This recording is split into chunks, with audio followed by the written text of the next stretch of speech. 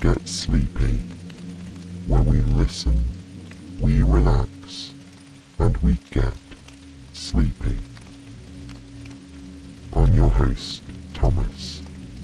Thanks so much for tuning in. Tonight we'll begin a dreamy retelling of the classic tale, Beauty and the Beast. It's a perfectly autumnal story to lead you into a good night's sleep. Now then, let's just take a moment to settle in and let go of any unease lingering in the body or mind. Make sure you're comfortable, and as you ease into stillness, just allow your breathing to draw out a little longer, particularly on the exhale.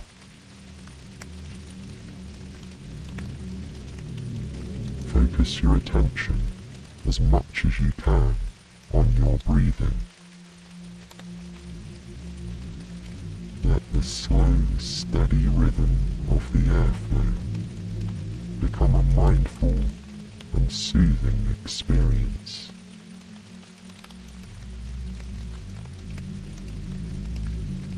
When I speak to you here, prior to each story, I try to say the things that I know I would want to hear if I were falling asleep to this show. I've found the process of getting to sleep in particular rather difficult throughout much of my life. I still have bad patches nowadays, but I've gradually learned to remain calm and not let it stress me out on those difficult nights. Yes, it can make the next day a fair bit more challenging, but getting worked up about it only brings more wakefulness. So remember, while you listen along tonight, you can use your breath to help pacify any stress, tension, or worry. It's a simple yet effective way to calm the nervous system and guide you into a beautiful night's sleep. And that's especially true when you combine those deep breaths with a dreamy bedtime story like this one. It's a tale as old as time. So, without further ado, let's drift into the fairy tale world of Beauty and the Beast.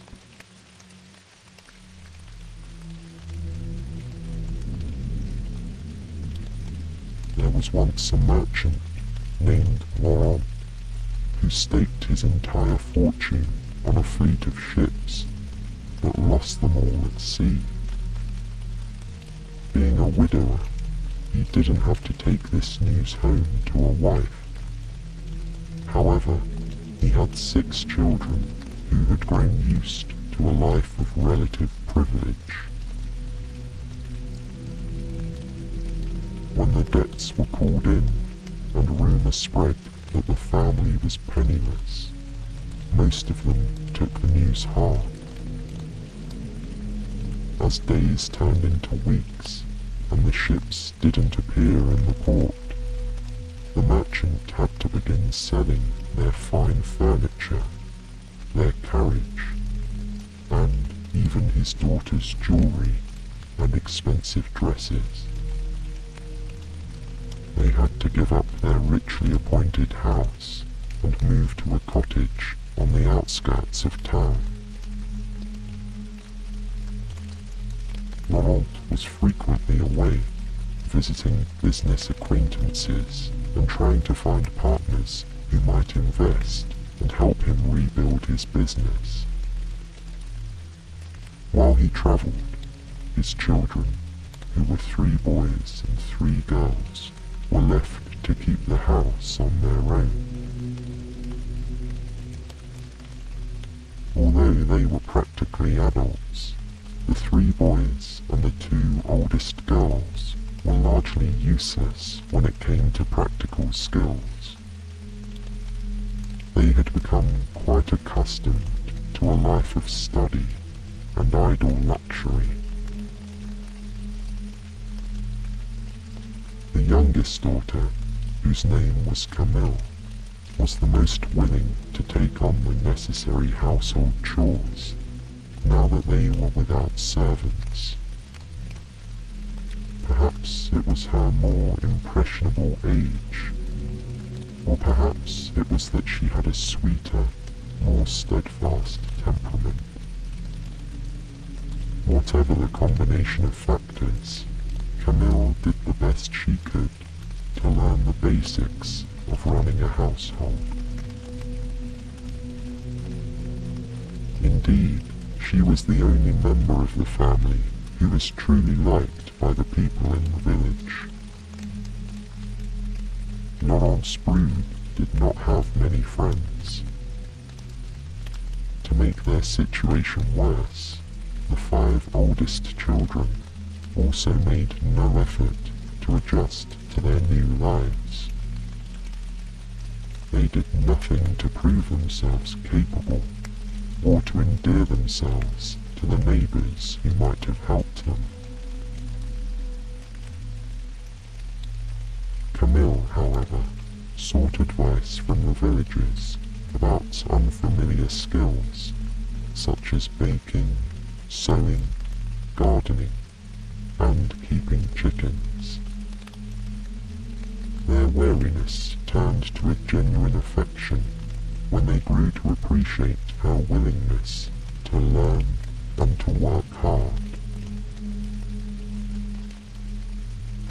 In this way, over time, she became the glue that held Laurent's household together. While the 5 older siblings struggled to accept their fate, unable to change, Camille ensured that they had a tidy home and that there was food on the table. One day, when the family had been living this way for nearly 2 years, Laurent received word that one of his lost ships had appeared in the port, its cargo largely intact. The family rejoiced at this miraculous news, the older 5 siblings declaring that their lives among the villagers were finally at an end. Camille took pleasure in their happiness, but the news did not seem as important to her as it did to the others. She had come to love their small cottage, with its tidy garden and comforting aroma of baking bread. Although it would be a relief to see the rest of her family content, she was unsure as to whether she wanted to return to their former lives of idleness. She had become a person who liked being useful. In order to reclaim his property, Laurent had to travel to the port by horseback, and it would be a journey of a couple of days. Once there, he could arrange for the proper dispersal of his reclaimed wealth and hire a comfortable coach to bring him home. In anticipation of their improved fortunes, he asked each of his children what gift they would like to have from the city. The older siblings demanded finery. They asked for silk shoes with sparkling buckles, hats with elaborate trimmings, velvet capes, furs, and jewels.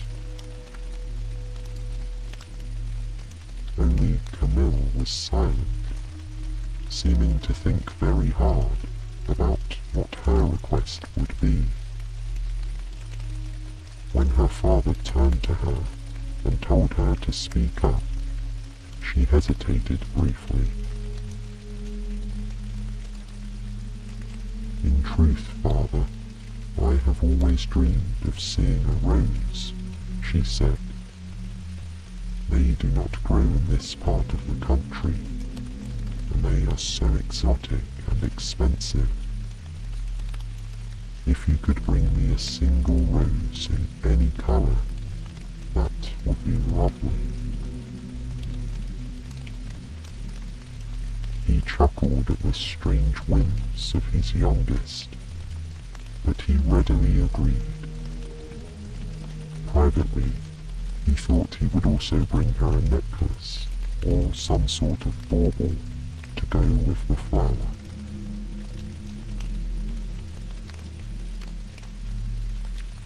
The weather was fine on the morning of his departure. Camille took care to pack his saddlebag with provisions for his journey, and she wished him farewell with a somewhat tearful smile. The others were more cavalier. They were used to their father's travels. They cared only for the gifts they could now expect upon his return. As he rode away down the sun-dappled forest path, Camille alone waited in front of the cottage until he disappeared. She had a strange feeling of misgiving, but she didn't want to speak up. After all, their fortunes had obviously taken a turn for the better.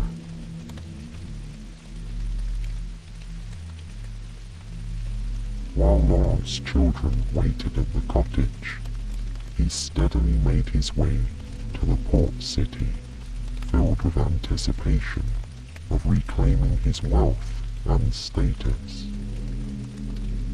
It was true, of course, that he had still suffered heavy losses. However, with the cargo in this ship, he could seed a new business, perhaps building up to a new fleet of ships. His head was filled with dreams of the spices, silks, and other goods he might import in the future. It was devastating to him, therefore, to arrive and find his dreams dashed. It was true, his ship had reappeared with most of its cargo unharmed.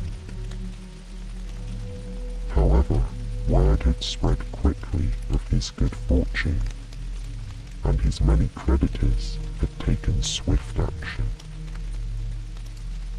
By the time Laurent had come to claim his property, it had already been distributed to pay his many debts. In vain, he contacted one merchant after another, asking for an extension on his considerable bills.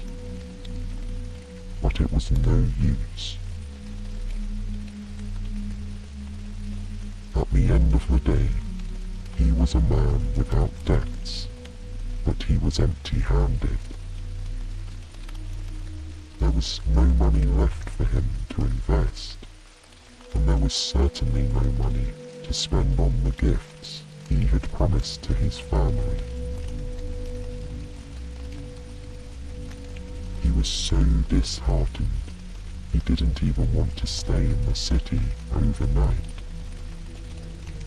Without properly provisioning himself, considering the weather, or sending any correspondence ahead of him, Laurent mounted his tired horse again, and rode out of town, heading back down the provincial road that had brought him to the port that morning.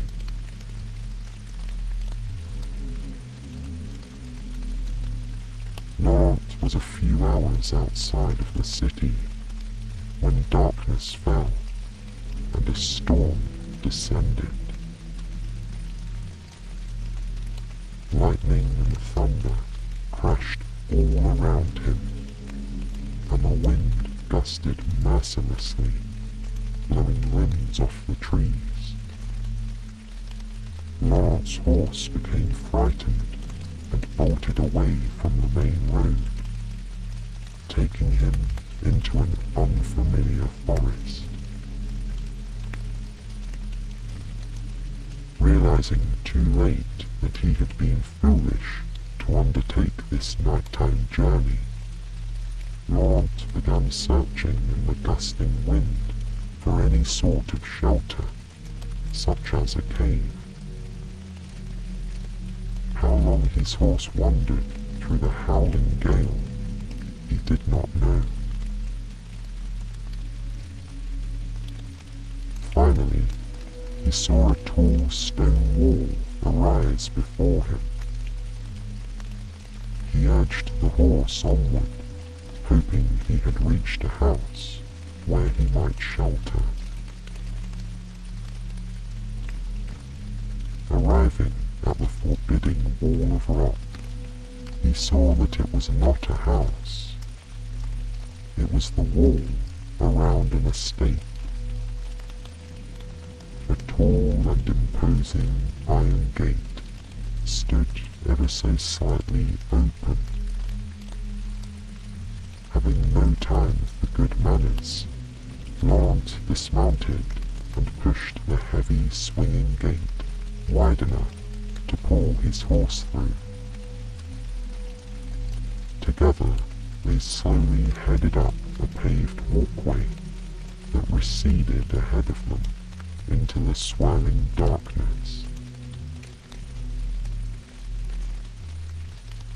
With leaves flying all around and rain pelting him from all sides, Laurence could barely see the massive structure that emerged ahead of him in the wicked gloom. It was a mansion, to be sure. Although his visibility was limited, he could see it had a grand approach and many large rooms with tall windows. It was a very intimidating place for a person to arrive uninvited, but he had no choice. He feared he could not survive the night without a roof over his head. Tying his horse up safely in a sheltered alcove, he walked to the massive front door and lifted the iron door knocker. He let it fall, hearing the sound echo through the gloom, as if in response to the thunder. When there was no answer, he took a deep breath and pushed the door inward with all his weight. It gave, and he found himself almost falling onto the floor of a grand entryway.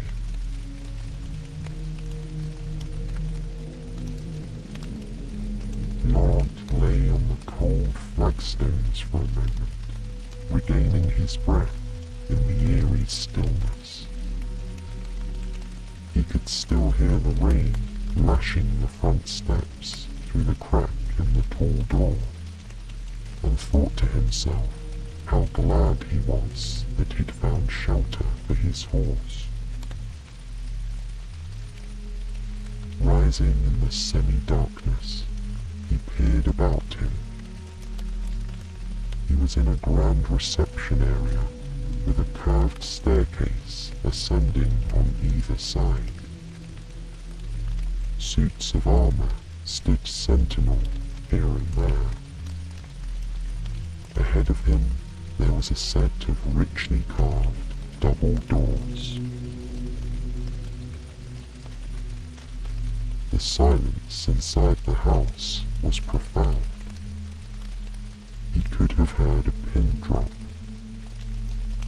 but there was a light glowing around the cracks of the doors in front of him. After a few half-hearted efforts to call out to the occupants, he took another deep breath and walked toward the lighted room. Pushing the doors slowly open, he leaned inside and scanned the room. The fire was roaring in the cavernous hearth. In front of it, a table was set for one, with a few simple dishes, a carafe, and a large drinking glass spread across it. His gaze took in the other aspects of the comfortable room.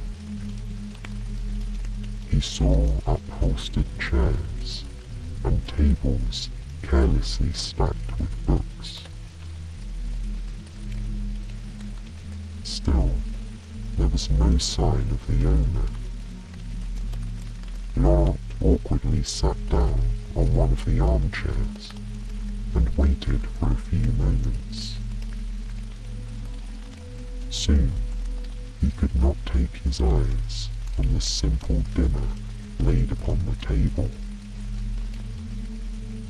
The loaf of bread and the aroma of the roasted meat tormented him, and his stomach growled loudly.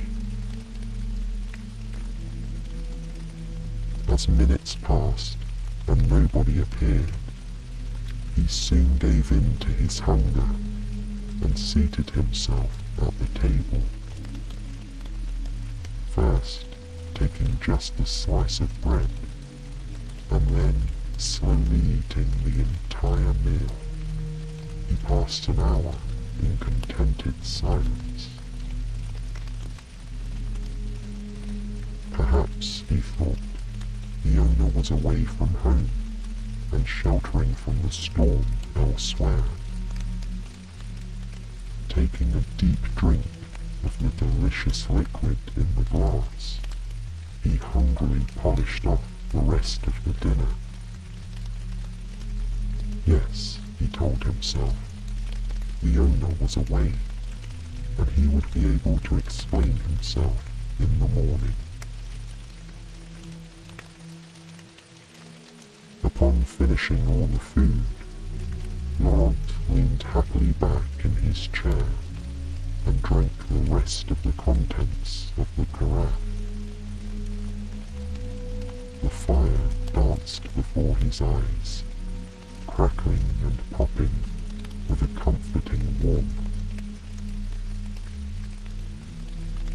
Draining the last drop from his large cup, he pulled the letter about his recovered cargo ship from his pocket. Just a short time ago, he had been so full of hope.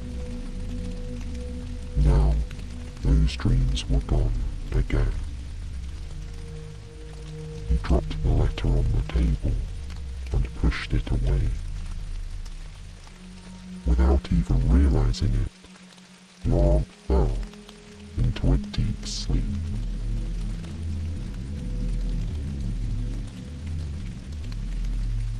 He slumbered through the night without dreaming. When he awoke in the morning, it took him a moment to remember where he was. The fire had long ago burned down, and the plates and glasses he'd used the night before were still on the table. It appeared that his host had not yet returned home. Feeling sheepish that he'd entered a stranger's home without invitation, his embarrassment got the better of him. Rather than wait for the return of the owner, Laurent resolved to slip out of the house as quietly as possible and be quickly on his way. After all, he told himself, The dinner would obviously have gone to waste anyhow. Raising himself from the upholstered chair, Laurent moved across the chamber and pulled the double doors open.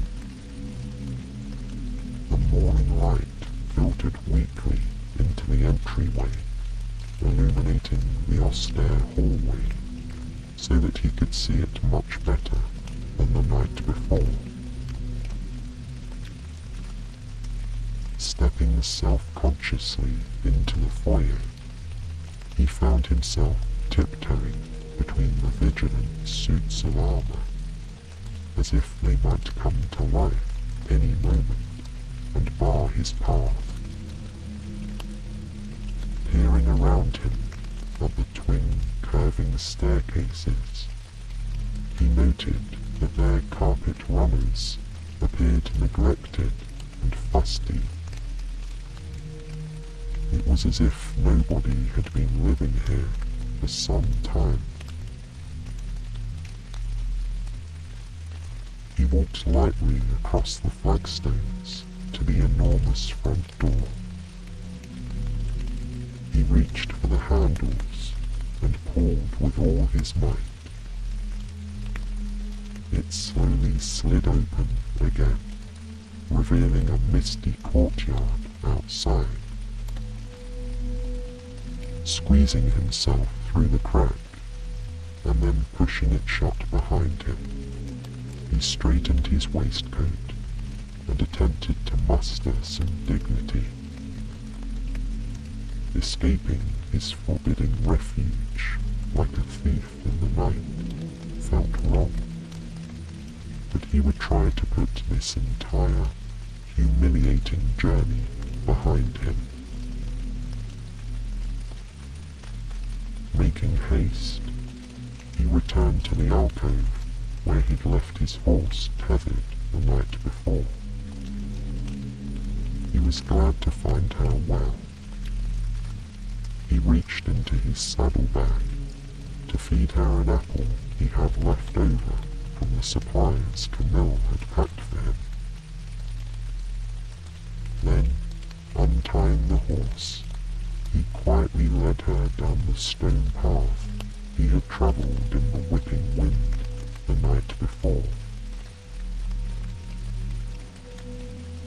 Looking behind him, he saw the mansion rising darkly into the growing daylight. It was an enormous chateau, long, beige and rectangular. The building had a main centre section and was flanked by identical wings on either side. The windows were tall and narrow, lining all the two large floors with a regimented appearance. They seemed to be staring down at him. The sloping, tiled roof was thickly populated with chimneys. Turning away from the sight of the imposing chateau, he led the horse toward the front gate, taking in the overgrown gardens on either side of him. As he was nearing the end of the walkway, he spotted a particularly charming pergola that was overrun with rose bushes. Standing in the center of a round seating area was a rosebush blooming with the most stunning pink roses he'd ever seen. All at once, he remembered his promise to Camille. Resolving to keep his word to his youngest daughter, he eagerly set to cutting blushing roses from the bush with a knife he kept in his bag. One rose would not be enough to make up for the circumstances of his reappearance. He would take them all. Laurent was absorbed by his task that he didn't hear footsteps approaching. However, as he backed away from the rosebush, now devoid of all its blossoms, he sensed he was being watched. Turning, he saw a tall, fierce-looking man glowering down at him. Or, at least, he thought it was a man. The being who stood before him resembled a human, but he was bristling from beneath a wilderness of facial hair, and he had an abnormally tall and muscular build.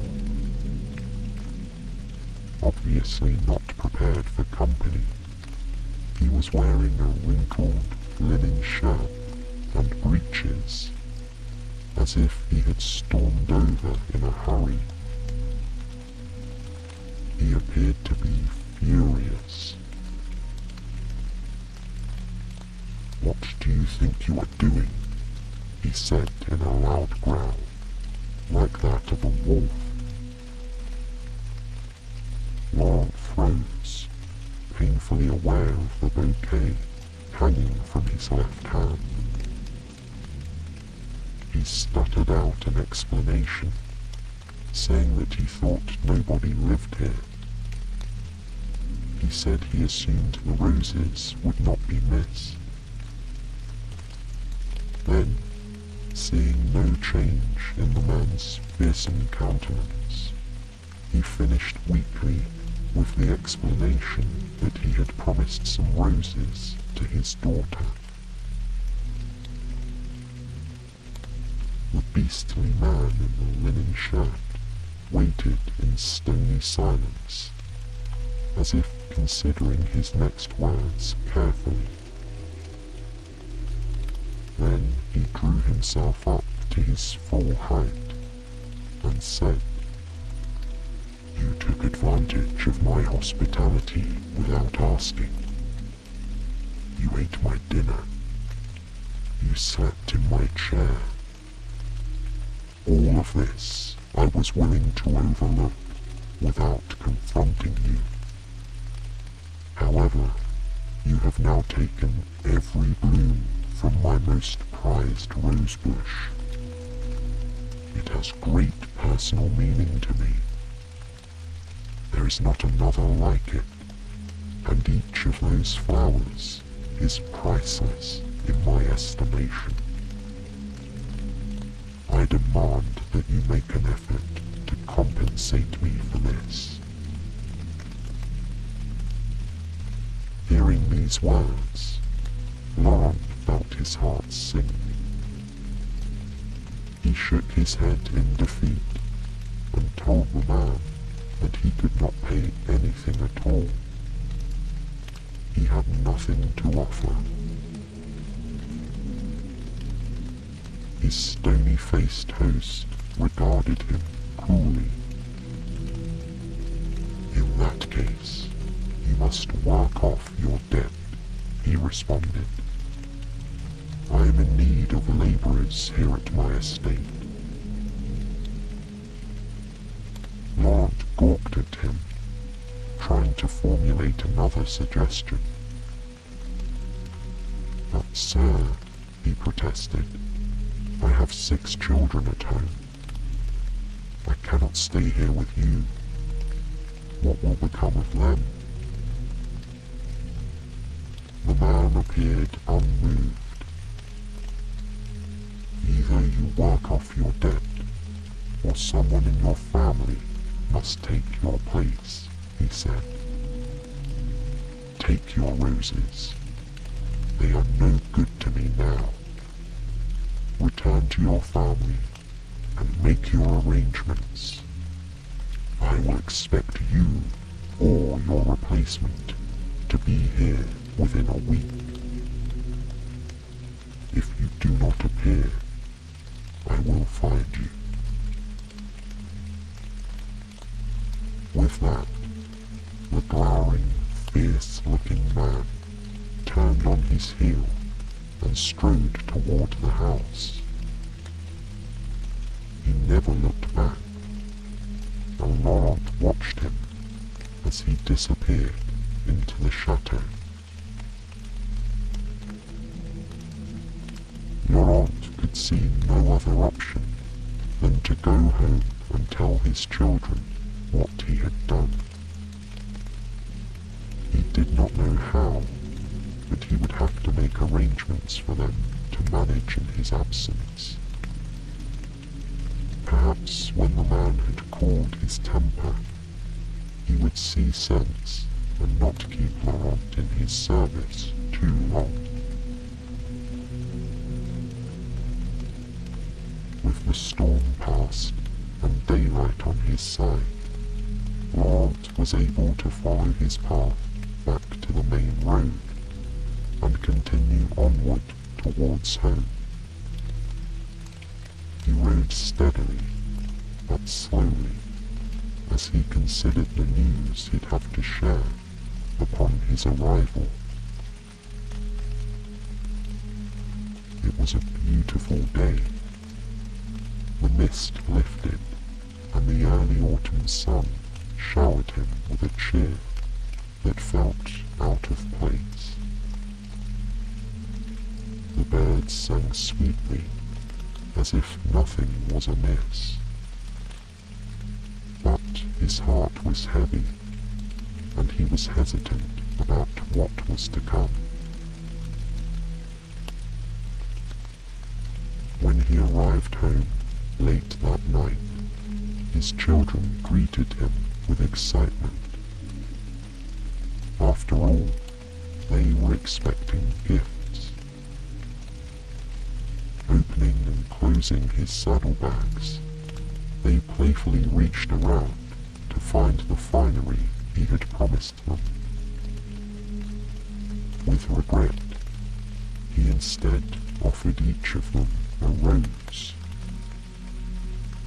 Camille took hers and smelled it with delight, admiring its perfection. But his other 5 children demanded to see their real presents.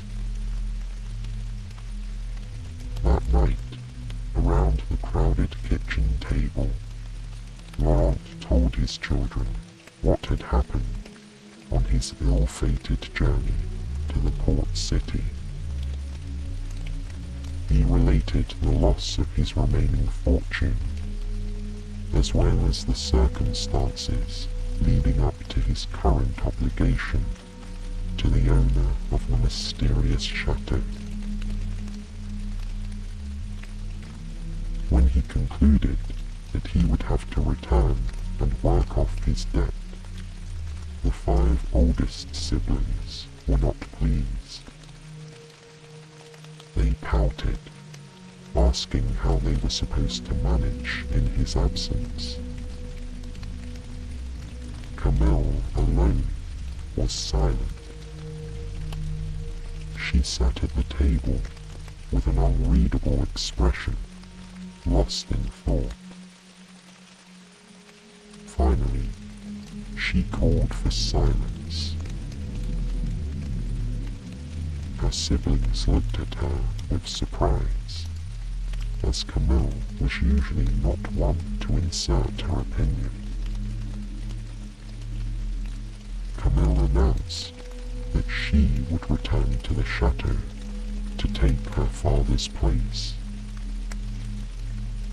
Laurent's eyes filled with tears. He protested that he could not and would not allow such a thing. However, Camille's sound reasoning was difficult to counter.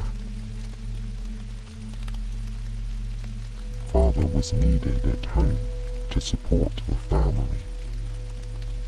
She, however, could be spared.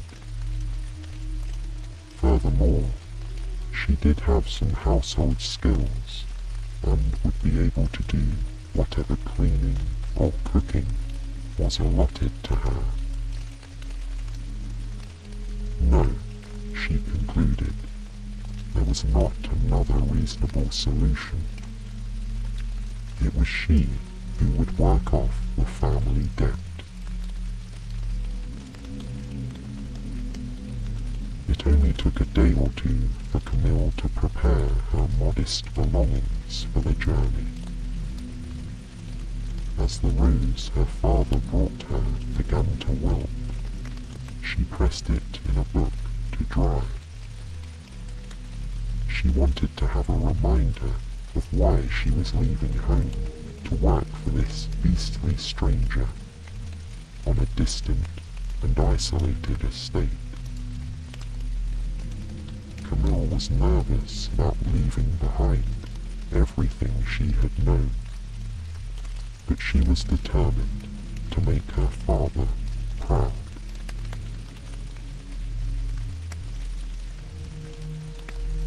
The morning of Camille's departure dawned bright and clear. She and Laurent packed her things into a small cart that they hitched to their faithful mare. The chateau would be 2 days' walk, with the horse pulling the cart. Laurent knew of an inn where they could spend the night along the way. Her older siblings gathered in front of the cottage to see them off.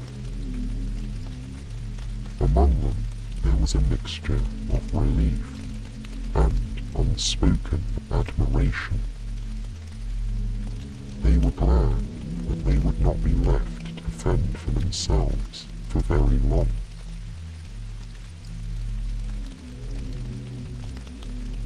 It was a somber journey for Laurent and Camille.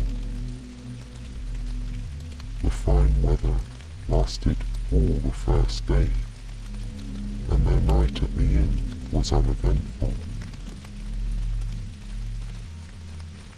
However, the second day of their trip proved to be blustery and sullen, as autumn first began to stake its claim on the forest.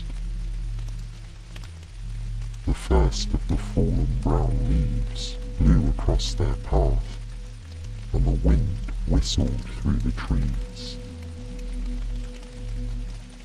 Their faithful horse clopped along the road, slowly drawing them nearer and nearer to their parting. When Laurent spotted the turn-off from the main road that would lead to the chateau, his heart began to break more with each step.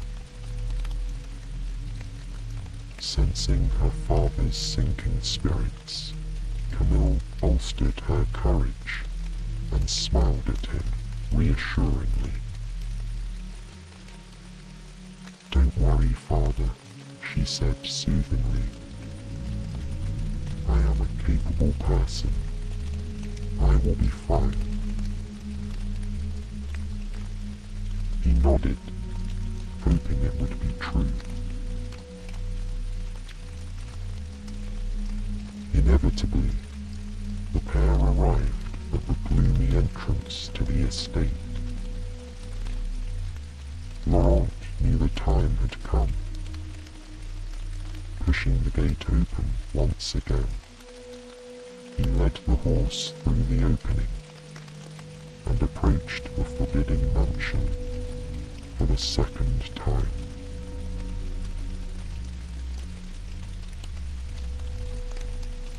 Camille stared openly at what lay before her.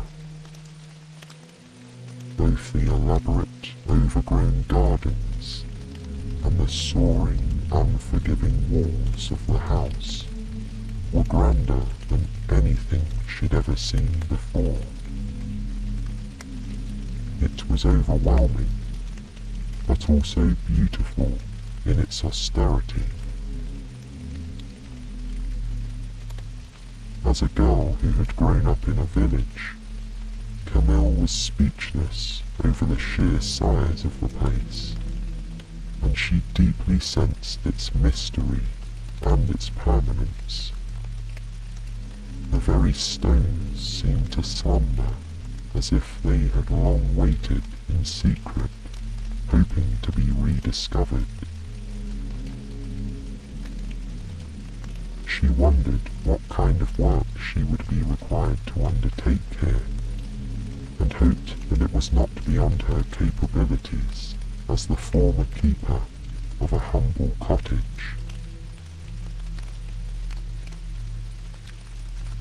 Laurent stopped the horse and cart when they'd reached the wide front steps.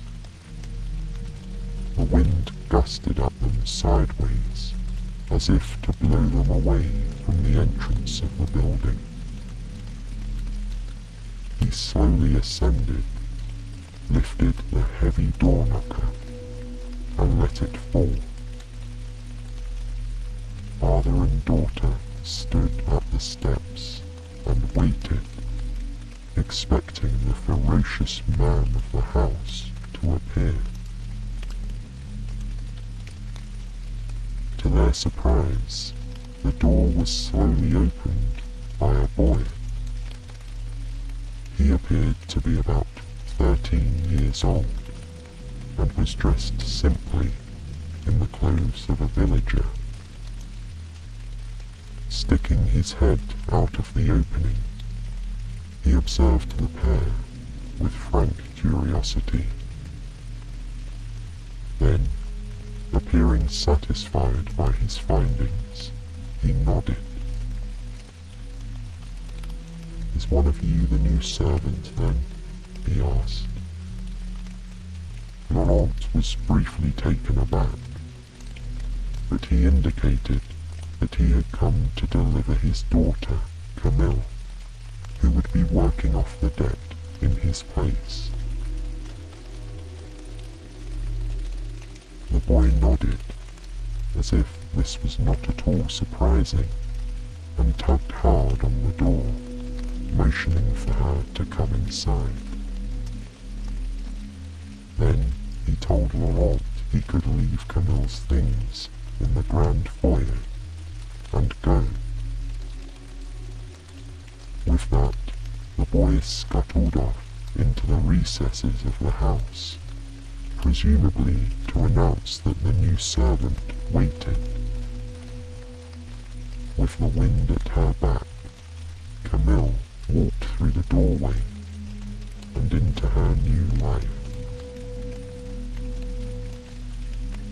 It was an emotional parting for Laurent and Camille, but they both put on a brave face. He and the faithful horse turned homeward, the sullen skies weighing down on them, and did not look back until they were outside the gates of the chateau. Then the swaying trees of the forest closed in behind them.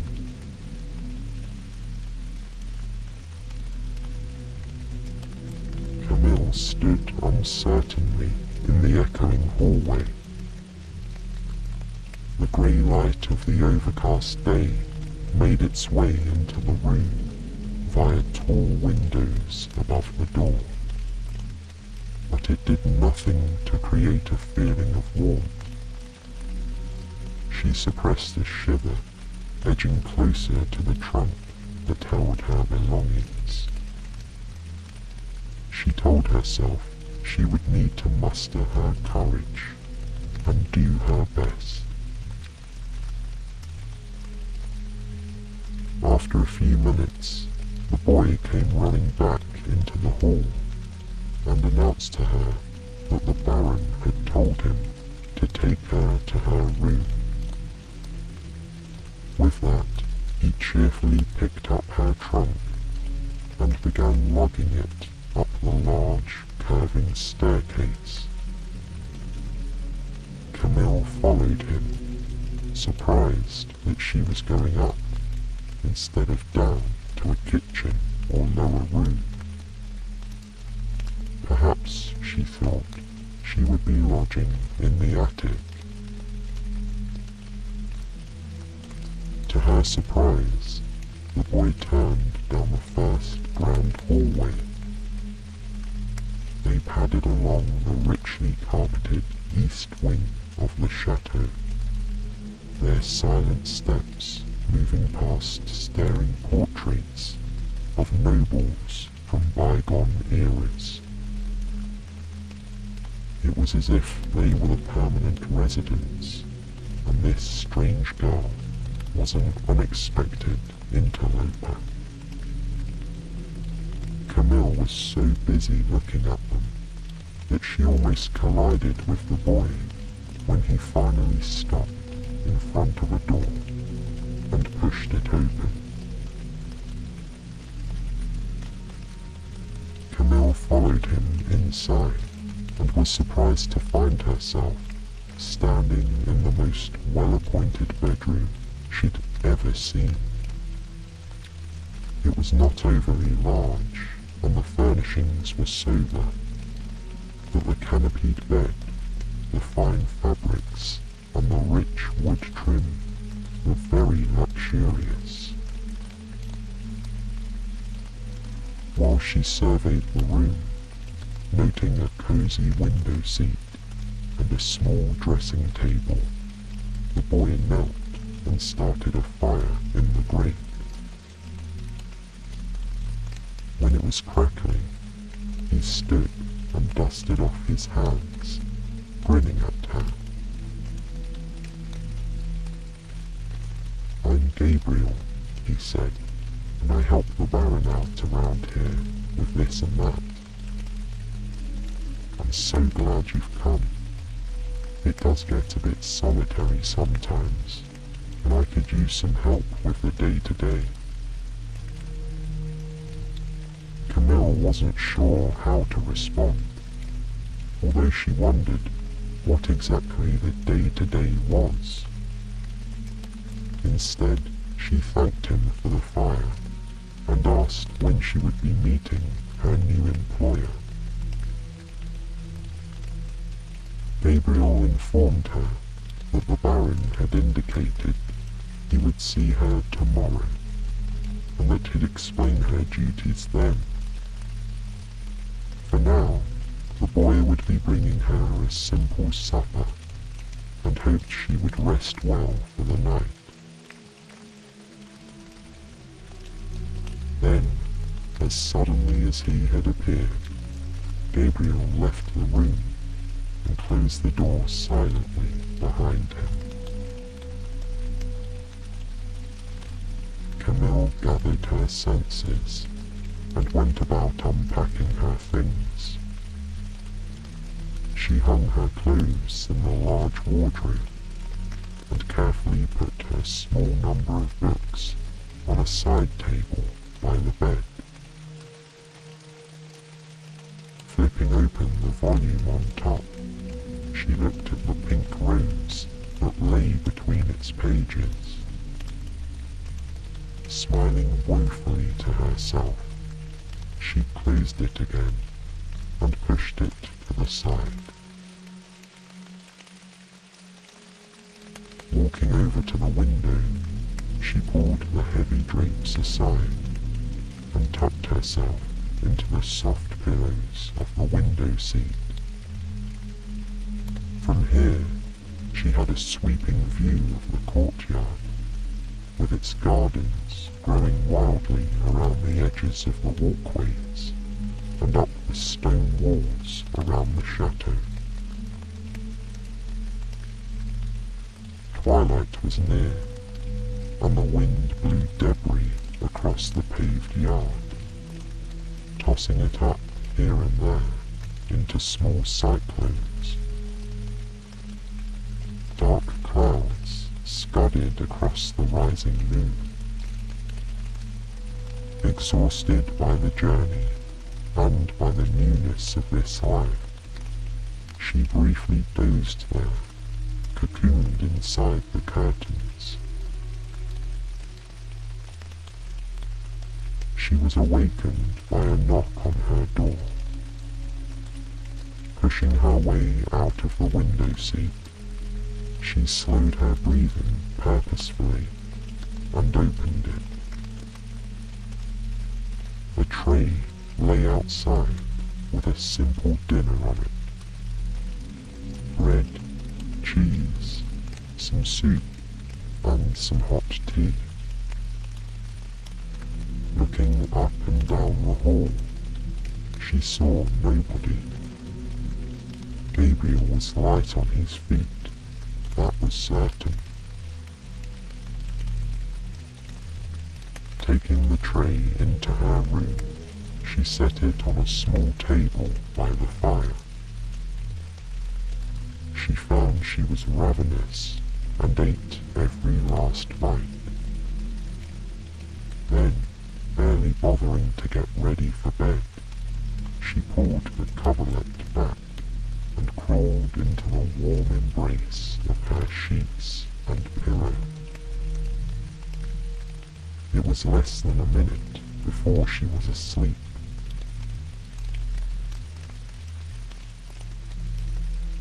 That night, Camille had strange dreams.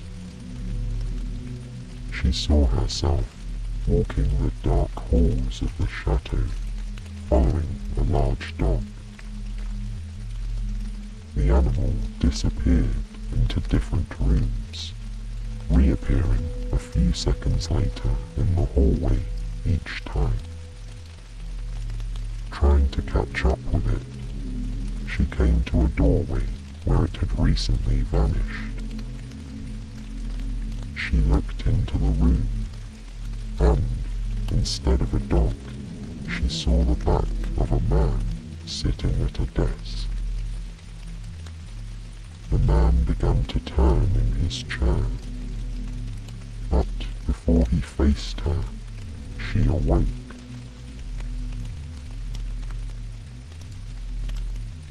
Sitting upright in bed, she saw that the fire had died down, and the sun was shining in her window. As her waking confusion cleared, there was a knock at her door. Gabriel was standing outside with a tray. "Good morning, Miss Camille," he said politely. "I've brought you a bite of breakfast." Then, motioning in the general direction of the entryway, he added, "The Baron requests that you meet him in his study when you are finished." Camille nodded to the boy, took the tray, and he disappeared again. An hour later, Camille stood nervously at the door of the very room where her father had once eaten his stolen fireside dinner. Camille could hear paper shuffling around inside. She cleared her throat and knocked lightly on the door. The noises stopped, and she heard a chair scraping across the floor. Momentarily, an enormous man with a copious amount of facial hair appeared. His features were unattractively prominent, and his face appeared to wear a natural scowl. He was a truly alarming sight, but Camille took care not to reveal her feelings and dipped her head politely in greeting. The huge man peered at her appraisingly and nodded his ungainly head in return. Then he gestured for her to be seated in a chair by the fire. He lowered himself into the armchair opposite. "I see that you are the one to work off your father's debt. Are you familiar with basic household tasks, such as cleaning and some cooking?" he asked. Camille nodded, indicating that she was. The man appeared pleased by this.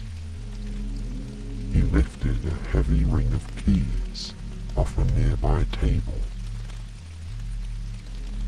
As you can see, I am very short on help here. Gabriel takes care of my basic needs. His mother keeps me provisioned with bread, milk, and eggs each day, and he runs errands to town. But there is nobody else to manage the estate other than myself. I'm sure you can tell that by looking around. It's still too much work for just you and Gabriel, but we will make do. He paused, as if waiting for a reply. Camille was aghast at the idea of being the only housekeeper in this huge mansion, but she didn't think there was a point in saying so. The man continued. These keys will open most rooms in the house, although there is little reason to use many of them. If you need something that Gabriel cannot get for you, please speak to me. Otherwise, I am not particular, and would like you to make as many household decisions for yourself as possible. I spend most of my time in my study or in the library. Overwhelmed by the enormity of the job he was giving her, Camille could only nod, indicating that the interview was at an end. He stood abruptly. Camille rose from her seat, took the ancient-looking keys from him, and nodded. Then, as she made her way out of the room, he called after her. Dinner is at 7 p.m. I think it would be very sensible if you would join me in the dining room. Camille bobbed her head, thanked him, and left the study. She stood, somewhat bewildered, in the echoing front hall, feeling at once that she was lost in it, and also that it was closing in on her. Spreading the heavy keys across her open palm, she gazed at them reflectively. She didn't know what doors they opened, but they held a quiet aura of authority about them. She was stirred from her reverie by the sight of Gabriel emerging from the shadows. Grinning brightly in her direction, he asked if she would like a tour. She gratefully accepted, and so her adventure of being the housekeeper at the chateau began.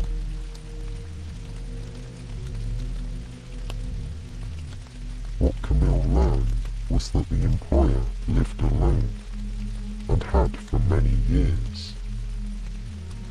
Because of his fierce appearance, the people in the surrounding area feared him. They whispered unkind stories, and spurned him rudely when he showed his face in public. Gabriel was the only person who connected him to the outside world.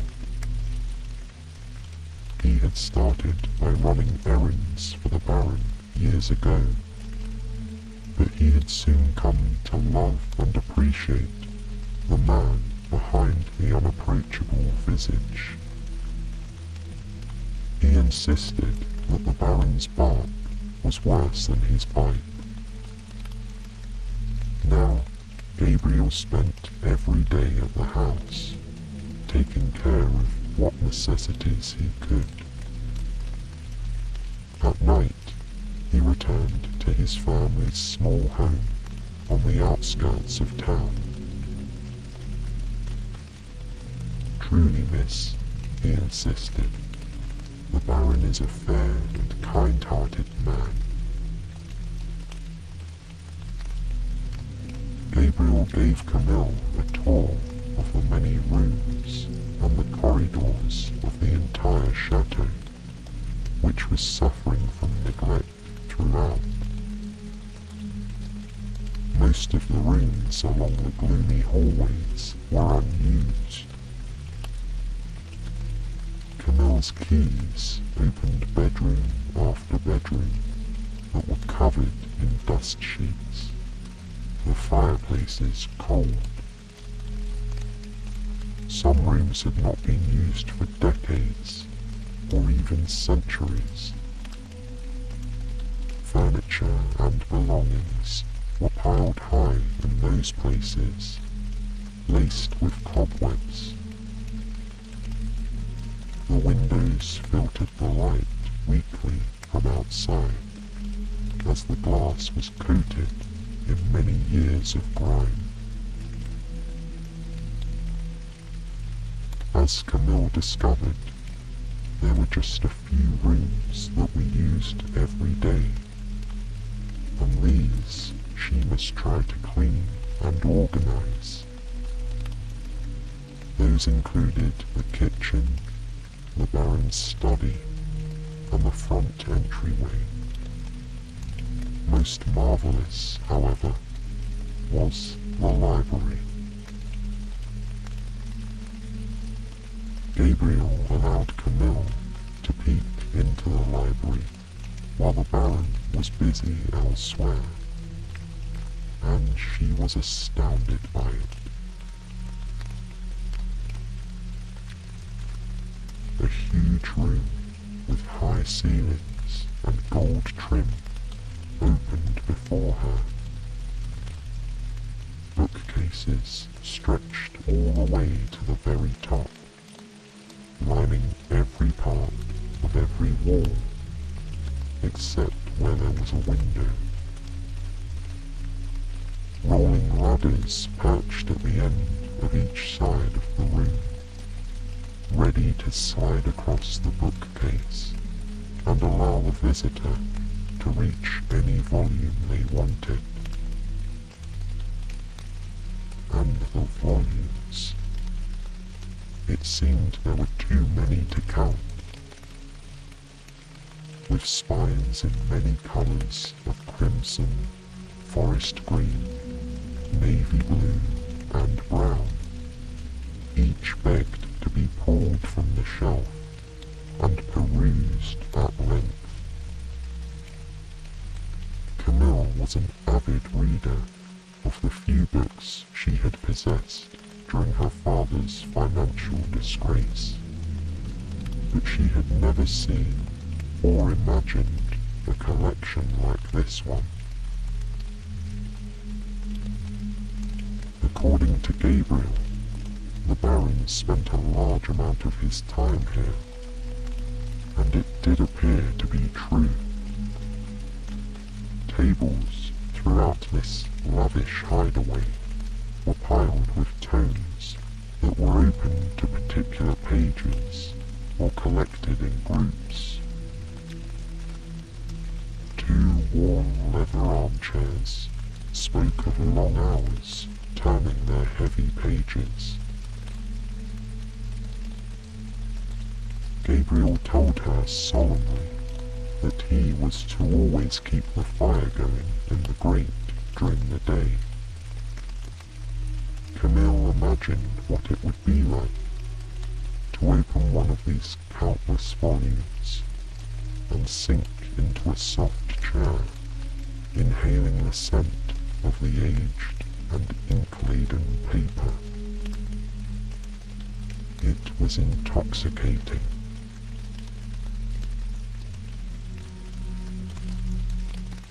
Camille knew that the only way to make progress in this neglected house was simply to choose a place and begin.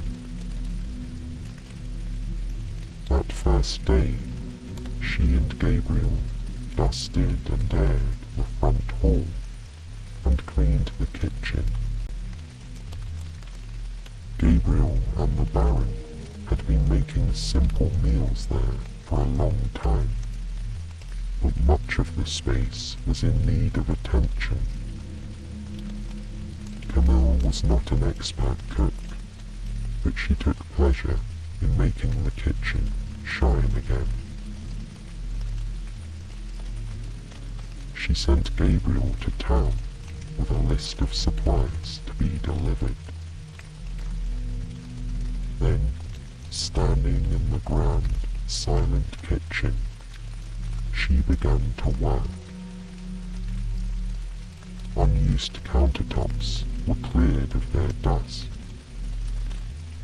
Pots and pans received a much-needed polish. The cold and empty space slowly began to feel alive again.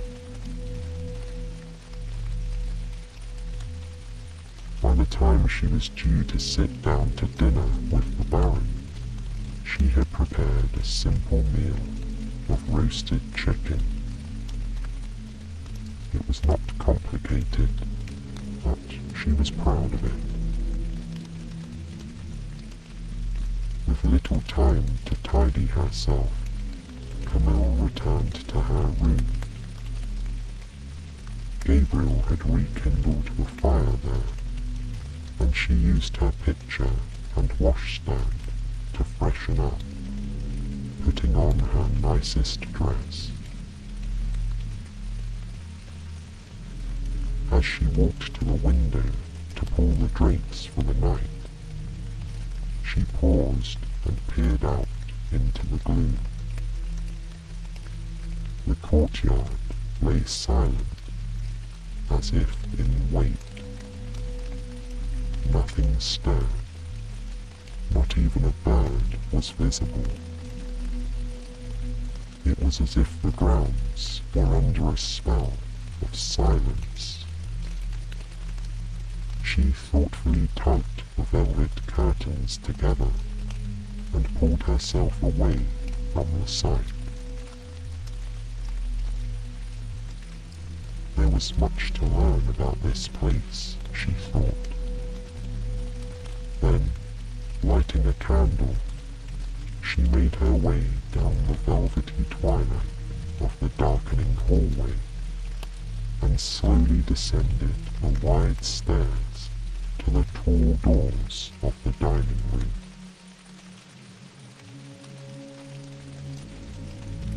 The space was very grand for 2 people. At one time, it had surely hosted glittering parties and showy formal dinners. Looking up, she admired the sparkling crystal chandelier which loomed over the chamber like a canopy of stars. Gabriel had set 2 places at one end of the long table, and the dinner had been laid out. She was the first to arrive. She did not have long to wait.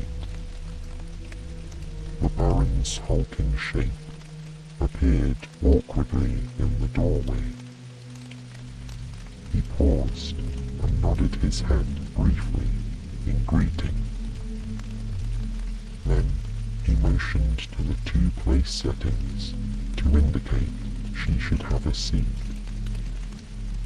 Camille gladly took one of the upholstered chairs. "I can see you have been hard at work with Gabriel today," the Baron commented, raising his eyebrows at the hearty dinner she had prepared. "He has borne a heavy burden these past years as my only help. I'm glad you will be here to take on some of his labors." Camille nodded, unsure of how to respond. Then she said, "My lord," and paused when he shook his head. "Please, you may simply call me Antoine," he responded. "I am lord of nothing now. Lord of this chateau and its pile of dusty relics," he jested darkly. Then, looking in her eye, he said, "I am sorry you were compelled to come here under such conditions, but I hope you will be comfortable. I try to be a fair man, and I am glad of the company." Camille nodded and smiled briefly. "Would you like me to tidy the library tomorrow?" she asked. "I was not sure if you wanted me to go in there." The Baron thought briefly and nodded, saying that it would be fine. Then he offered, "You should feel free to borrow any book that you liked from the room. After all, in the words of Descartes, the reading of all good books is like a conversation with the finest minds of past centuries. I think you will find that my library has quite an incredible capacity to provide any book you have ever heard of. It is rather magical in that regard." Surprised by his kind offer and civilized words, Camille observed her unfortunate-looking employer while he ate. She had been at the chateau only a day, and her entire view of her situation had begun to change. She was the mistress of a large house, with full independence to work as she chose, and she had just been offered entrance to a vast library. Perhaps this twist of fate was not going to be as grim as she had imagined. She regarded her plate quietly in the flickering firelight, hearing only the clinking of silverware on china. The Baron and Camille did not speak much during that dinner, finishing their food in respectful silence. Later, when she rested comfortably, tucked into the crisp white sheets in her grand canopied bed, Camille felt hopeful. This isolated estate appeared to hold many intriguing secrets, and she looked forward to discovering them in good time. Turning over on her side, she gazed sleepily at the drapes again, closed tightly against the night outside the window. Inside this chateau, there was a flame that was keeping this place warm. She could feel it.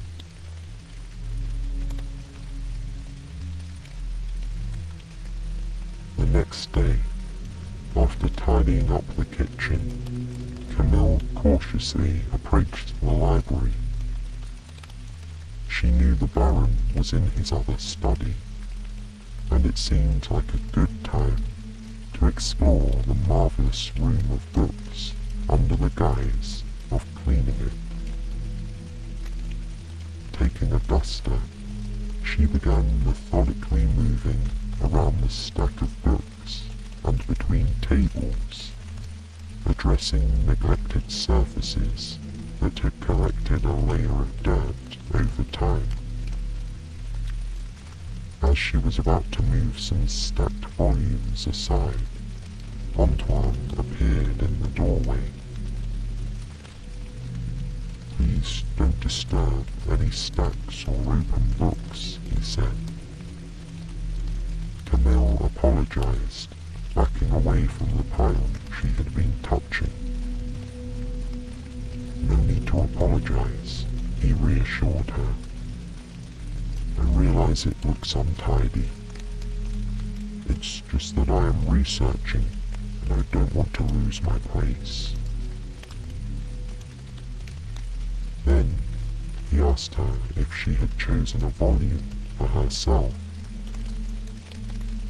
She responded that she had not, and asked if he had any recommendations. Camille admitted that she felt unequal to the task of understanding such important works. She had come from a much less learned background than he. Antoine smiled and spread his hands wide, saying, "Awareness of ignorance is the beginning of wisdom." Seeing her confusion, he winked humorously at her and added, "That bit of wisdom is from Socrates." Striding across the room, he picked up a small volume on a lower shelf and handed it carefully to her. "Maybe you would like some of his other thoughts." He believed strongly that we should all ask a lot of questions.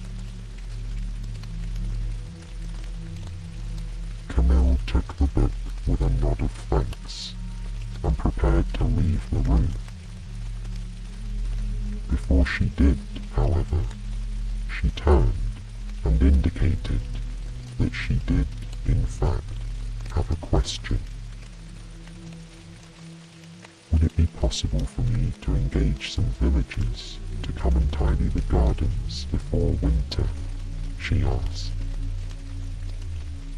Antoine looked at her somewhat mournfully and shrugged. "If Gabriel can find anyone willing to venture onto the estate, you are welcome to do that. Unfortunately, most are afraid to enter the walls of the chateau. I'm afraid many outlandish tales have been told about me over the years, which is why I find myself mostly alone." Camille frowned. "How can you bear it? Does it not make you angry to be treated so unfairly?" The Baron looked down thoughtfully and responded, "I was once a better-looking man who was also vain and foolish. It took a great misfortune for me to see the error of my ways, and the scorn people have for me is probably just payment for my folly." Camille did not respond. She wouldn't ask any more questions today, but she was determined to find out more about how her employer had fallen into such an unfortunate state. For now, she was looking forward to reading Socrates in her room after dinner.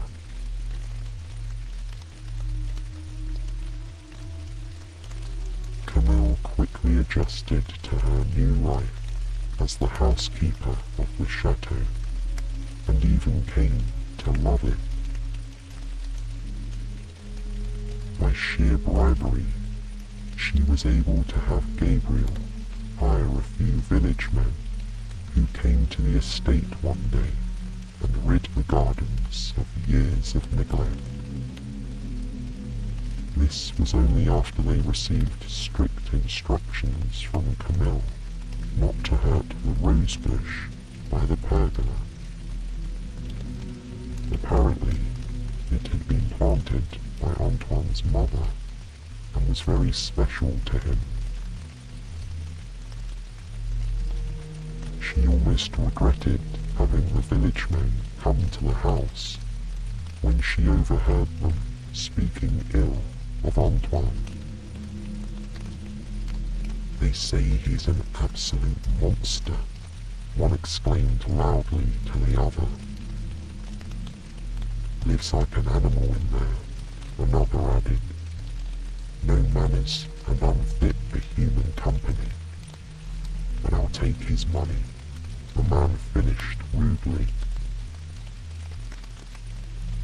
Camille noticed Antoine standing by the window, listening to the entire exchange. She rushed to close it, anxious to spare him the men's heartlessness. He waved her off, apparently unconcerned. "I'm used to this type of talk," he explained. "It has been many years since I was able to circulate in society." Camille was nonetheless upset. How can you tolerate such unfairness from people who don't even know you? How do you not loathe them? She asked. He shrugged, gazing thoughtfully at a stack of books on a nearby table. A great English playwright named William Shakespeare once wrote, "Heat not a furnace for your foe so hot that it do singe yourself." By bearing goodwill for these unknown people, I ease the burden on myself. Then he smiled and nodded at Camille, saying, "You might like to read Shakespeare yourself. He wrote some excellent plays." And with that, he turned back to his stack of books, leaving Camille to consider his words and the dreary day outside.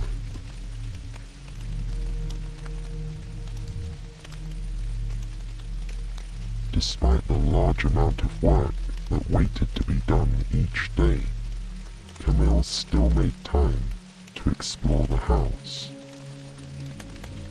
As autumn properly set in, with its crisp days, early sunsets, and chilly evenings, she would wander the corridors with a candle, using her heavy ring of house keys to find out what was behind the myriad closed doors that lined the halls.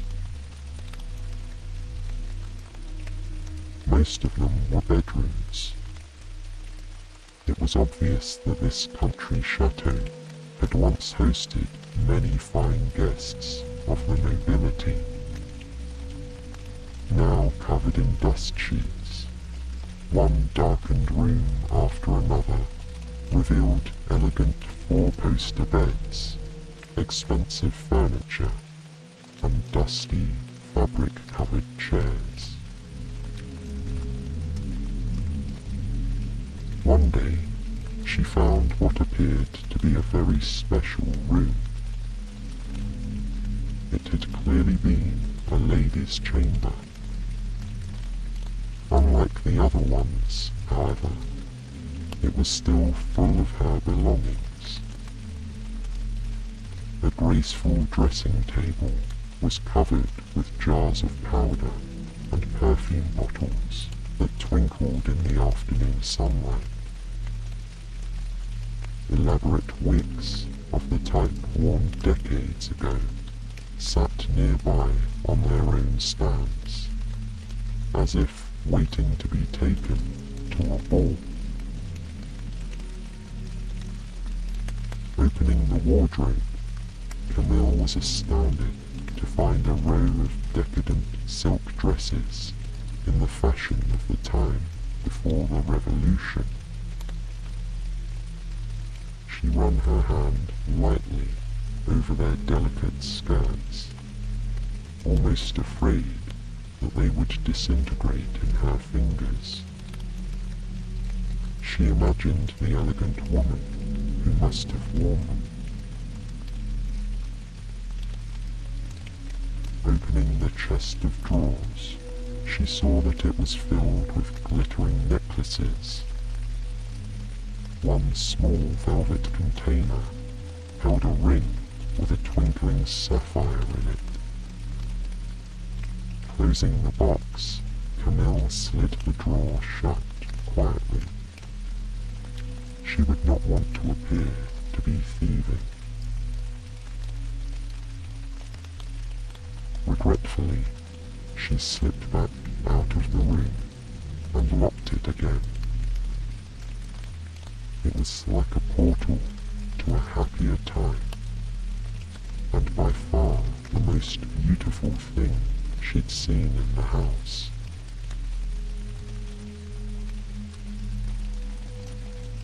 Camille faithfully wrote letters to her father, which Gabriel took to town when he ran errands. In them, she reassured him that she was being treated very well, and that she enjoyed her work. Soon, she was even able to begin sending him some money. After her first month, the Baron had told her that he couldn't let her keep working without pay, as the damage to the rosebush had certainly been made up for. He said that he hoped she would stay, and that he would be giving her a weekly salary for the work. Camille gladly accepted. As Antoine's housekeeper, she felt she had found her calling. All her powers of organization were put to good use, and the excellent company and the access to his incredible library were becoming her chief joys in life. In fact, it was easy to forget that Antoine was considered unsightly. Nothing had changed about him, except that Camille made sure his clothes were better kept and more presentable. Once in a while, however, she would see a normal, nice-looking man reflected back in a mirror when he passed it on the wall. Or she would be speaking with him, and he would no longer be covered in hair, and his features would seem more harmonious. In such cases, she would blink a few times and refocus, and see that he was the same fearsome-looking man as before. Perhaps the dark magic of the chateau was working on her mind, she thought, with wry amusement. Occasionally, a beggar would come to the door, with the biting winter wind at his back, not knowing anything about the notoriety of the estate. In her village at home, beggars had been generally rebuffed, and rarely received any help.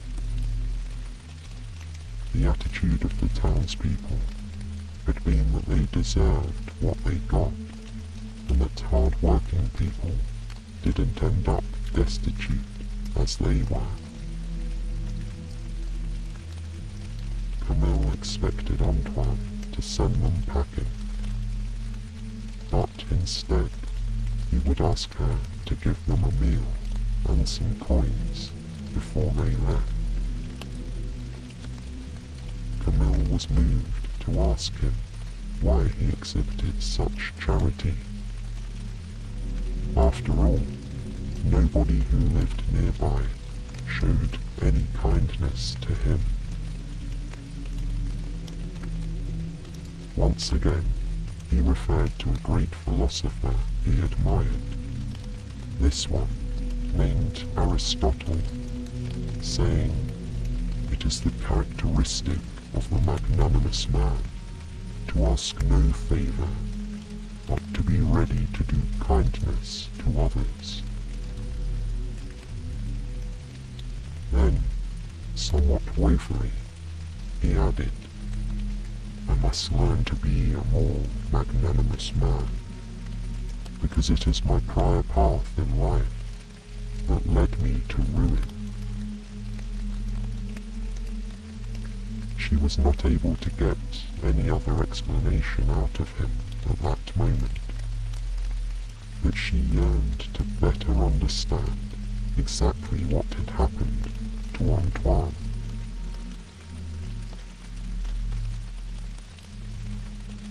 That evening, they chatted companionably in the candlelit dining room over a hearty winter stew. It was then that Camille worked up the courage to ask him how he had come to be so alone at the chateau.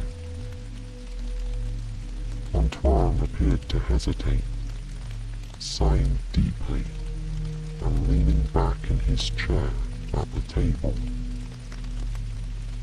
Then, taking a long sip of his drink, he began to tell a story. "Many years ago, I lived here with my mother. My father had died when I was a young man, and that was how I became lord here. I loved my mother. She was a beautiful person, inside and out. Always the life of the party, but still managing to be kind to everyone. It was her rosebush that your father stripped of its blooms." Antoine paused uncomfortably, and then continued. "When my mother became ill and passed away, I was left here to my own devices, and I'm ashamed to say that I did not live well. I was inexperienced and foolish. I squandered the family money on extravagant possessions and ridiculous parties. I neglected the estate, left bills unpaid, and didn't care for my employees as I should have. Without my mother's good influence, I fell into a poor lifestyle and was of no worth to anyone, including myself. One night, my servant told me there was a woman at the door, begging for food and coin. I was in the midst of a lavish party and could not be bothered. I told him to suggest to her that she go somewhere and get employment." At this memory, Antoine grimaced, obviously pained by his own words. Before the servant could send the woman off, she pushed herself through the crack in the door and told me that I was cursed by my own foolish vanity. She declared that I would spend my days spurned and unloved, and that the secret to my release could only be found in humanity. At this, Camille furrowed her brow. Humanity? What did she mean by that? Antoine shrugged. "This is the riddle I have wrestled with for decades. I appear appear to have a limitless number of books in my library by wise philosophers, mathematicians, and poets. The best and wisest of what humanity has to offer is at my fingertips, probably part of my strange enchantment. My mind does improve, but all the brilliance of humanity has yet to provide me a release from my curse. Camille regarded him from across the table. She could hear the light crackling of the fire punctuating the silence, and imagined him sitting before many fires for a long time, without anyone to talk to. She wondered how many years he'd been trapped here in this solitary prison, turning the pages of countless books in his library, searching for redemption. Antoine smiled brightly in an attempt to break the awkward silence.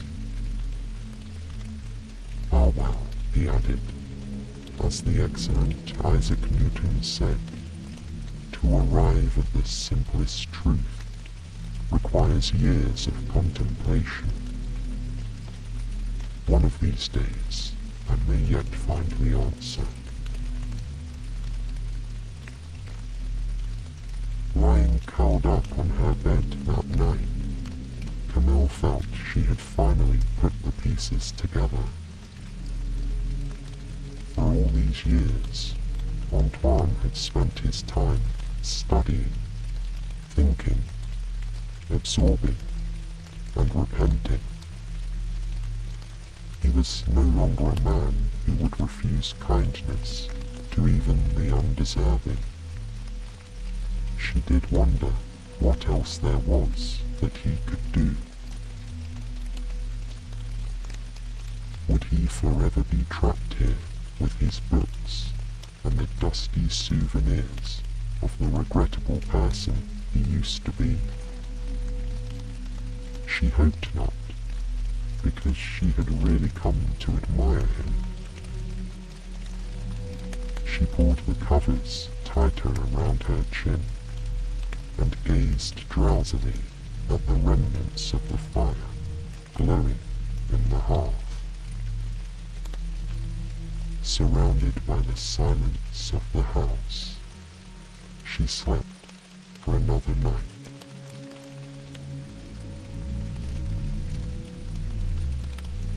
All through the crystalline deep freeze of winter, Camille and Antoine went about their lives at the chateau in pleasant companionship, with Gabriel as their faithful connection to the outside world. Many of the rooms in the enormous mansion simply stayed locked and unused. The part of the house the trio needed for their daily activities was snug and clean, thanks to Camille's faithful management. Meals were simple but hearty. The blinding white snow piled high in the courtyard, and sometimes the bleak wind whistled in the abandoned passages. But the inhabitants of the chateau stayed close to the fireplaces, buried in their books. At last, the first signs of spring arrived. With it, Camille received a letter from her father. He said her oldest sister had managed to make a marriage match, and that her wedding would take place in a couple of weeks. He asked if the Baron would consider allowing her to take some leave in order to attend the festivities at home. If so, Lord would be pleased to come and fetch her from the estate. When Camille presented this request to Antoine, he put down his book and gazed at her with a sad smile. He said, of course she must go, and she should take all the time she needed. As she thanked him for giving his permission, she once again did not see a beast looking back at her. She only saw a man. She had to blink several times to dispel the illusion. As she left the room, she paused briefly and gazed at him again over her shoulder. Then she left him to his reading, putting the moment behind her.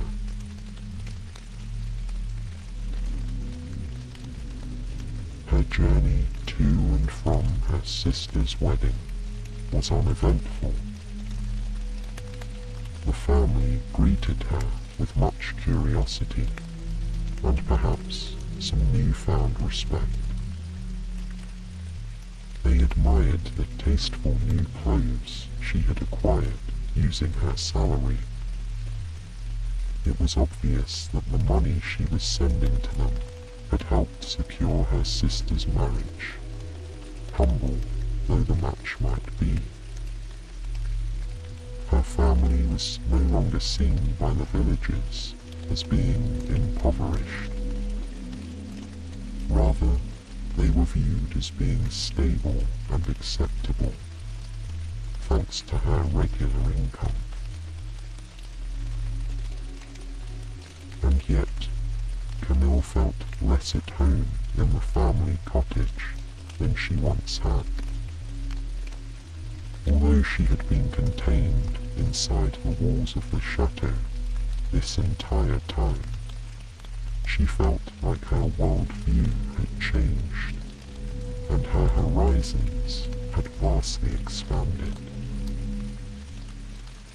Seated around the fire with her siblings, who focused only on their own petty concerns, she felt stifled. She regretted having to leave her father again, but Camille also felt relief when he parted from her at the gates of Antoine's estate. She was ready to return to her life as mistress of the house. Her happiness, however, turned to dismay when she saw the disarray that awaited her. Gabriel answered the door eagerly, obviously delighted that she'd returned. He whispered to her that nothing had been the same since she'd left, and that the Baron was disheveled and did not leave his library. After putting away her things, Camille went straight to see Antoine.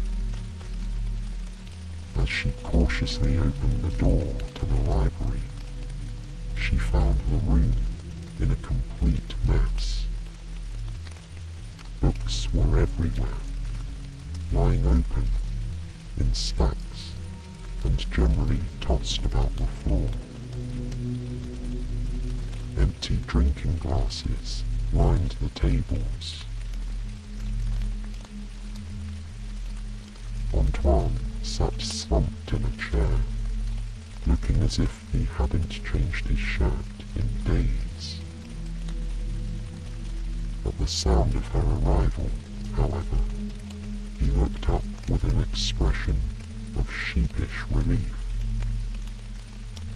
Once again, in this moment, Camille felt she only saw him as a regular man, and she struggled to adjust her view. She knew, logically, that she was standing before an unkempt, unshaven, and rather beastly person. However, her eyes were playing tricks. It took a moment before she saw him properly again. Yes, there he was, in dire need of cheering up. It only took a few days for Camille to set everything right again. The dust and neglect of a couple of weeks were easily dealt with, and the Baron's mood improved instantly upon her return. Gabriel begged her in confidence, however, not to go away again. He said the Baron had sunk immediately into the most terrible melancholy, and had been completely useless about managing anything at all, including remembering to eat his meals. With spring bursting out all over the estate, it was impossible to be sad for long. Camille became very glad she had taken the trouble to have the garden cleared before the winter. The courtyard was absolutely beautiful, and the lovely plantings designed many years ago by Antoine's mother were once again shown to their best effect. Flowers in a rainbow of colours delicately presented themselves. The birds seemed to increase their number by the day, singing sweetly in the morning, inviting the residents of the chateau to the garden. Camille and Antoine took to spending afternoons reading outside in the pergola, and he often released Gabriel from his tasks early, so that he could enjoy the afternoon with friends. Camille also took great pleasure in opening the windows of the stuffy mansion and airing it out. Throughout the estate, life began to feel fresh and new, as if the entire place had turned a corner.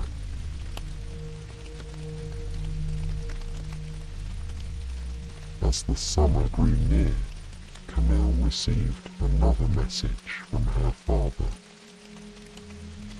It seemed now that her other sister was due to wed.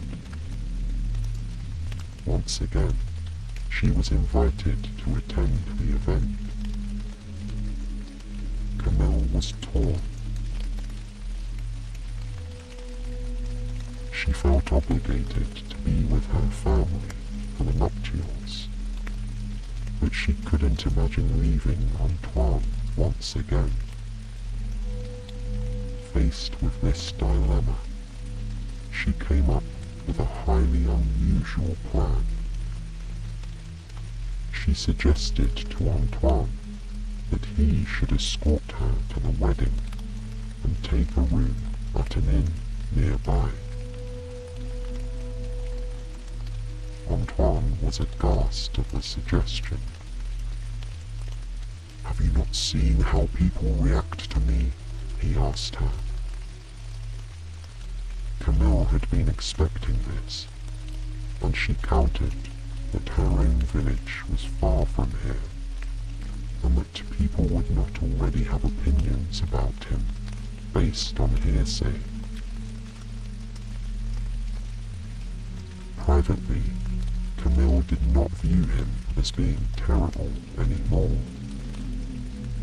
She only saw the wise, kind man that she'd come to know. Surely, she thought, the people at home would give him a fair chance. The strangeness of a lord attending a village wedding did not even matter to Camille. She had long ago stopped seeing Antoine as either beast or baron. He resisted and refused, but Camille said she would not go without him. Faced with the prospect of causing her to miss her sister's wedding, Antoine finally agreed. He seemed to dread the prospect, however, and was in a dark mood as the planning went forward. Camille would not be deterred.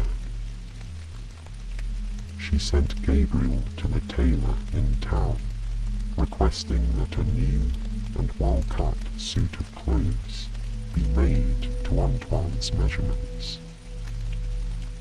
It had not escaped her notice all this time that he was wearing the frivolous styles from decades before.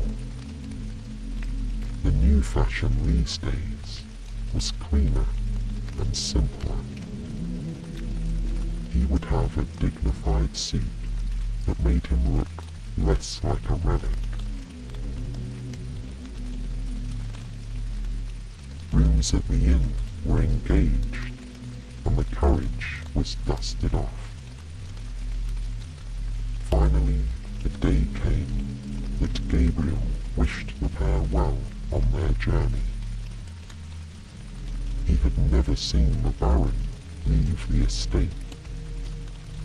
He promised to keep everything from falling apart before their return.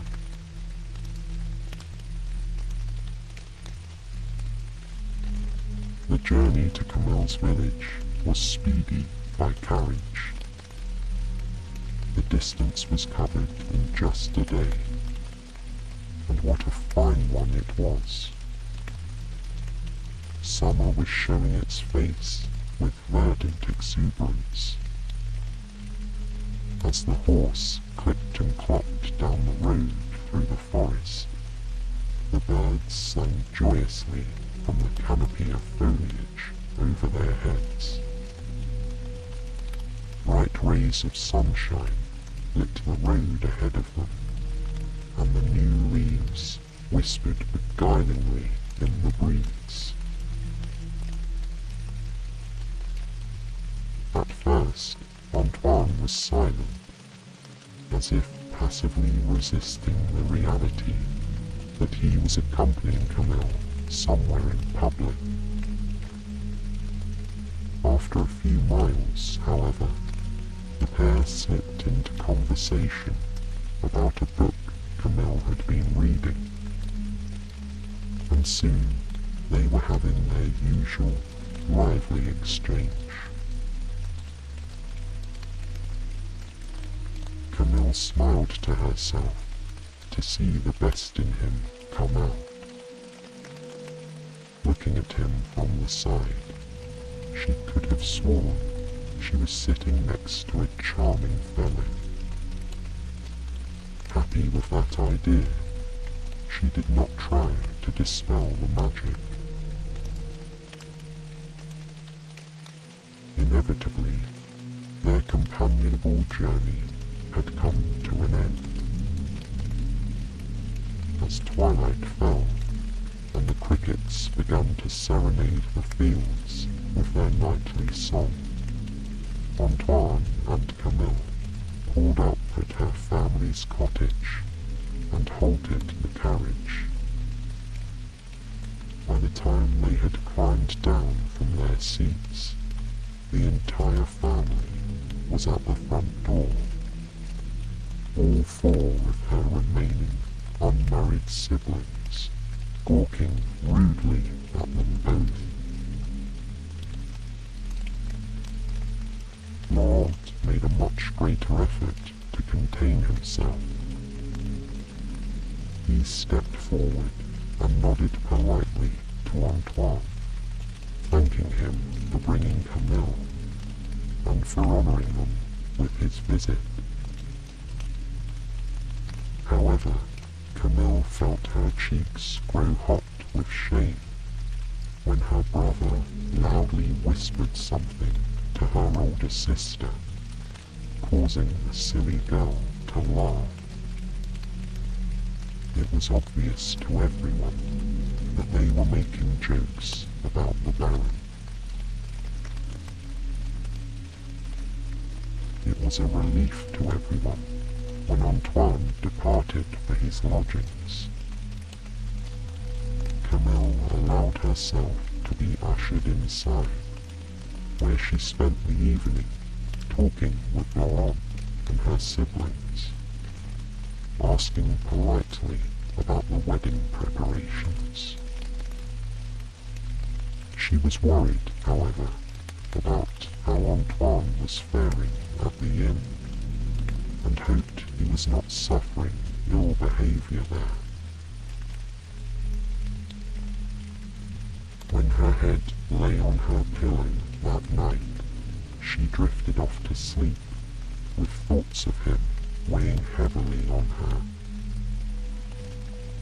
She realized she would be glad when they'd gotten through this wedding and returned to the chateau, which she now felt was her real home.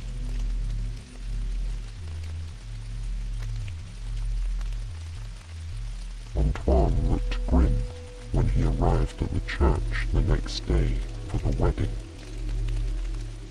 It was obvious that Camille's fears had come true. They sat in silence during the ceremony, both feeling as if they were being stared at the entire time. The small church felt tiny, with the whole congregation scrutinizing them. The celebration afterwards was on the village green. The party was simple but festive, with punch, cakes, and wildflowers creating a happy atmosphere. Ladies gathered in groups, delicately eating sweets, while children tumbled across the lawn, enjoying an afternoon of play. Camille and Antoine, however, did not feel part of the celebration. She stayed at his side, stiffly nodding to the villagers who had once been so kind to her.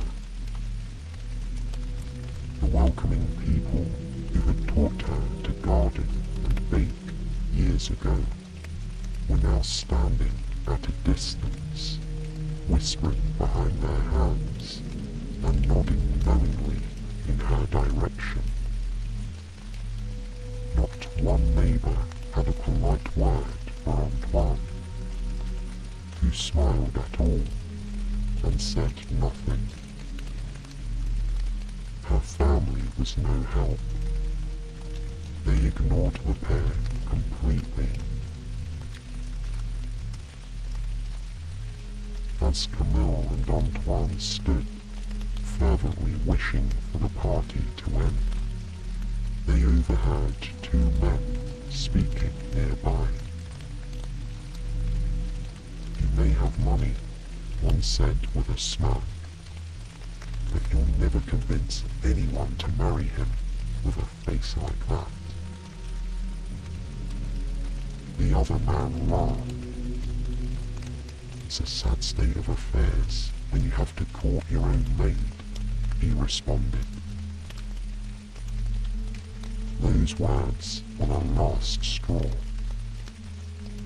Camille put down her punch and walked to the center of the gathering, tersely announcing that she had something to say and that everyone must listen.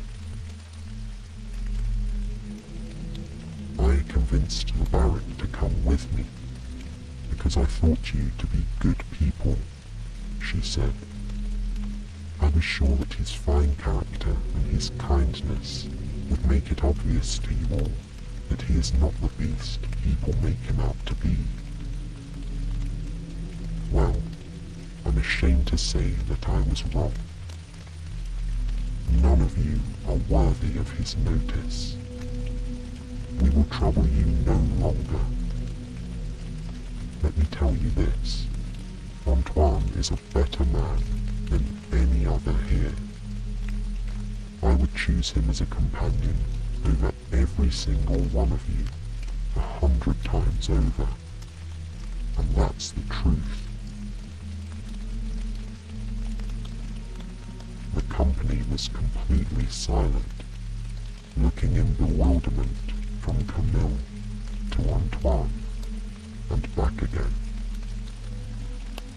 As she turned to face him, she saw the strangest thing. Where he had stood, a handsome, dignified man stood smiling gratefully in her direction.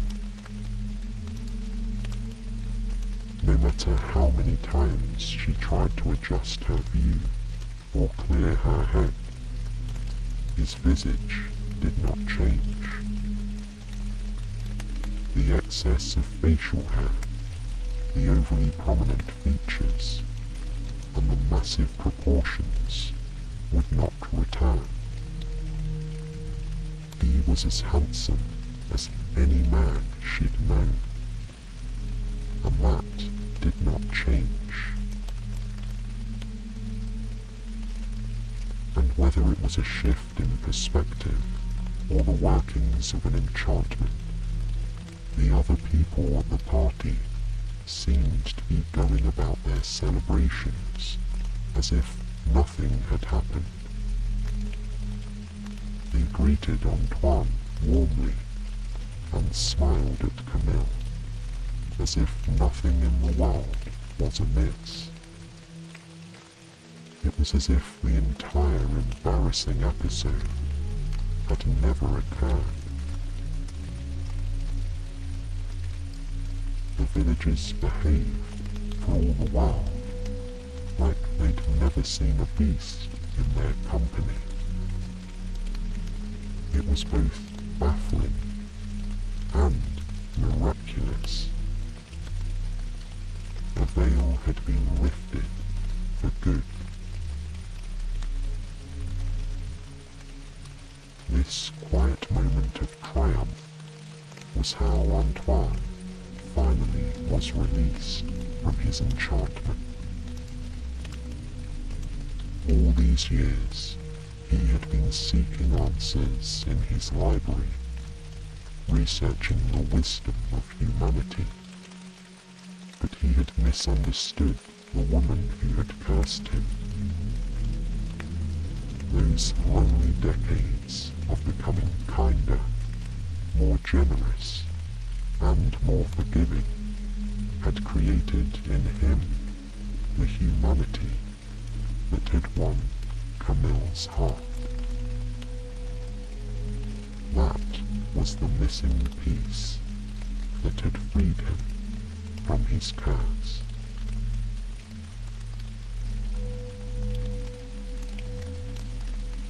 Not long after, Camille and Antoine sat together under the pergola in his garden, admiring his mother's rosebush, which was blooming abundantly once again. Twilight was descending upon the chateau, and the crickets were emerging to serenade the world as the happy pair enjoyed the balmy summer evening. Camille considered this glad new Antoine, appreciating his handsome face, so long hidden behind the guise of the beast. As she watched, he sat up straighter and reached into his pocket, pulling out the very ring she had secretly admired in his mother's dresser. You were the only person who took the trouble to get to know me as I really was, he said to her Then, in his way, he fell back to a quote from one of his many books. As Copernicus said, in the middle of everything is the sun. You have become that sun to me. Winking at her, he added, after all, I think you have adequately demonstrated that you are more than qualified to manage this chateau.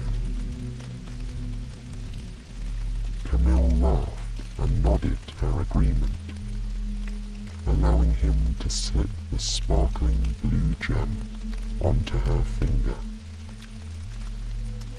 Gazing at it in wonder, she remembered the moment she had first seen it in the mysterious bedroom, among the fine dresses and the other jewels.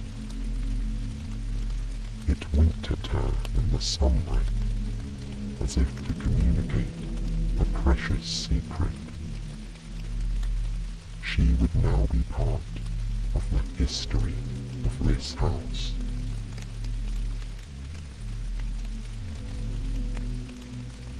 Before the end of the summer, Antoine and Camille exchanged their vows in the courtyard of the chateau, surrounded by the heavenly scent of the flowering rose bushes and the sweet song of the birds from the treetops.